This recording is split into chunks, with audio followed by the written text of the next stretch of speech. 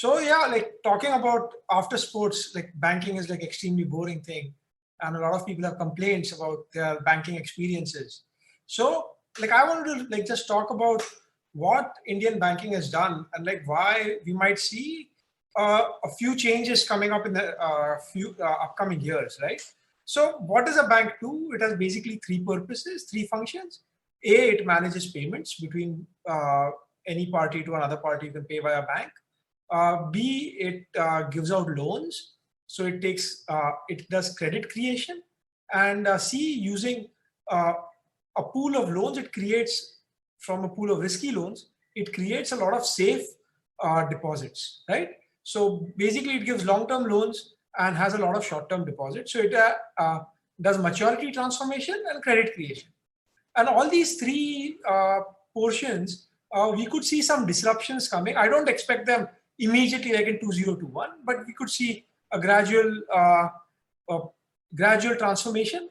So Indian banking is very much dominated by the PSU banks, and so they own about 70% of all deposits, and they've given out about 60% of all loans.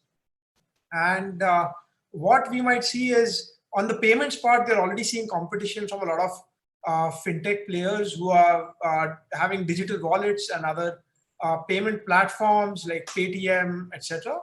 And so you are seeing that part gaining market share, that you don't need to have make all the payments from your bank account or withdraw cash from your bank account.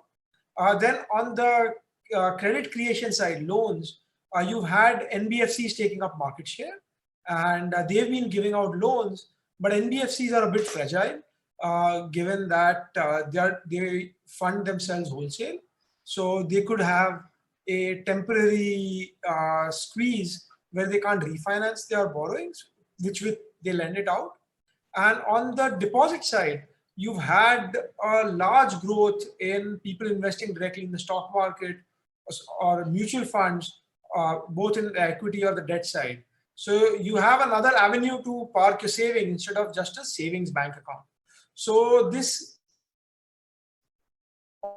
all these three are continuing trends. And because of this, you will see like privatization by stealth. You will see private sector banks take up a larger market share, and you will see competition on all the segments, which will affect the PSU banks.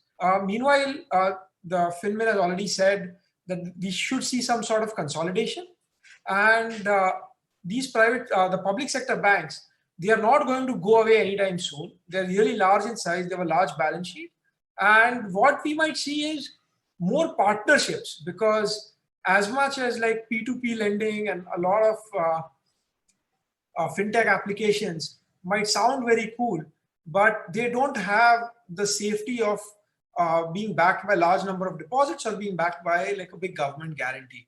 So we could see a lot of partnerships of a lot of fintech players who could use big data and help banks in deciding who to lend to or at what rate to lend to. We also have seen a lot of older relationship style banking, where a lot of retail level loans are given by the manager's discretion. And we are living in a world of like a lot more data and a lot more transactions, especially if you're using digital payments, and you have a bank account which has been linked to either a credit card or to your wallet, etc.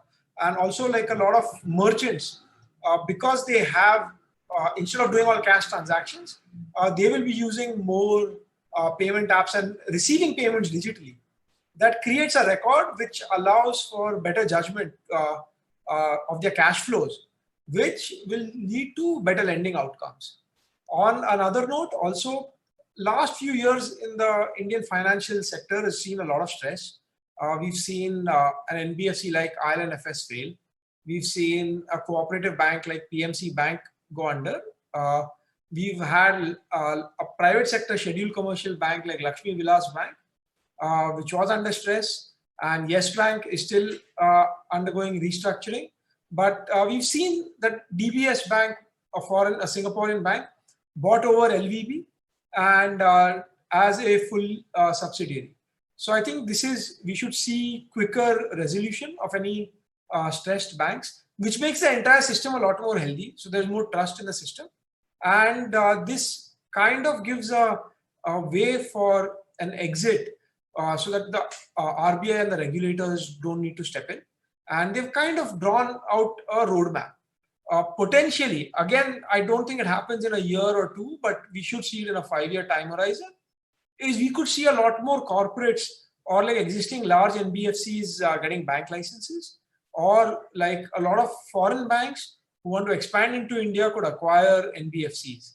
So we've seen NBFC housing finance companies now come under RBI's regulation.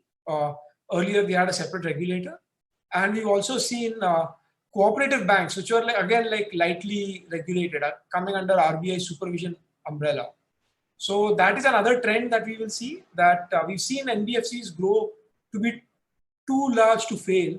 And so if they're too big to fail, then we can't have like a light touch regulatory regime.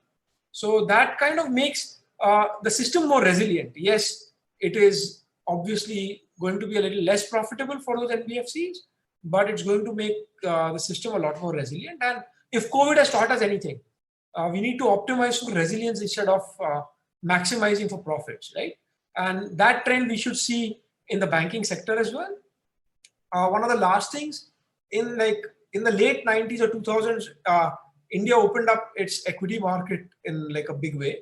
Now India is looking to open up its debt market, the government bond market, as well as the corporate bond market for foreign investors. And there will be some role for Gift City in Gandhinagar, which allows like either Indians to invest overseas or overseas funds to invest into India. And what this does is, instead of having opaque loans that a bank gives out to like a corporate, until the day the person defaults, you might not have visibility. You could see more corporate bonds trading in a secondary market, and which again allows like better price discovery and earlier signaling. So I think we've had like about a little over 50, I think from 1969, so a little over 50 years of PSU banks dominating the landscape. We will see like a gradual transformation. It's not going to be like all PSU banks are going to be sold off, or like some fintech player is going to come in and like wipe them out. But we will see like a slow and gradual. So I call it privatization by stealth. And you will see the additional growth will be captured by private sector players, and some of market share will be lost by these banks. But all of these will all be a lot more healthier and resilient compared to the NPA problems we've had. And you all have already covered it in the other segment. But what I feel is the reform, two reforms which have come out during this COVID period.